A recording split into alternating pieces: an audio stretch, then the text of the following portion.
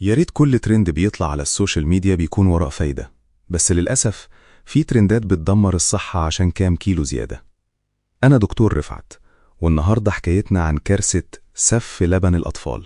من كام يوم دخلت عليا نور، شابة في العشرينات، ماسكة بطنها ووشها أصفر. قالت لي يا دكتور أنا بموت، غازات رهيبة، بطني منفوخة زي البالونة وما بنامش من المغص. سألتها أكلتي إيه غريب اليومين دول؟ اتكسفت شوية وقالت لي شفت ترند على تيك توك للبنات بيقولوا ناكل لبن أطفال بودرة بالمعلقة من غير مية عشان نتخن ونملى بسرعة. سفيت نص العلبة في يومين. قلت لها يا مور انت كده بتدمري قولونك. لبن الأطفال ده متصمم لجهاز هضمي لسه بيتكون، مليان تركيزات مرعبة من اللاكتوز أو سكر اللبن ودهون ثلاثية. جهازك الهضمي كشخص بالغ فقد القدرة إنه يهضم الكميات المهولة دي من اللاكتوز. النتيجة بتدخلي في حالة عدم تحمل لاكتوز عنيفة. البكتيريا اللي في القولون بتتجنن وتعمل تخمر وتنتج غازات سامة والتهابات في جدار الأمعاء.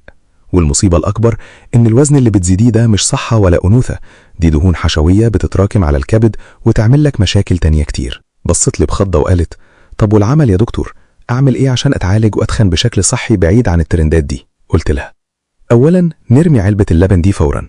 ثانيا هتاخدي مضاد للتقلصات ومضاد للانتفاخ عشان نريح القولون ونطرد الغازات. وثالثا النحافة بتتعالج عند دكتور تغذية مش بوصفة من تيك توك. لو انت كمان عايزة تعرفي ازاي تزيدي في الوزن بشكل صحي ومن غير ما تدمري جهازك الهضمي، ابعتيلي كلمة لبن في رسالة وهبعتلك خريطة علاجية كاملة. نصيحتي الذهبية ليكم، صحتكم أغلى من إنها تكون حقل تجارب لترندات مجهولة.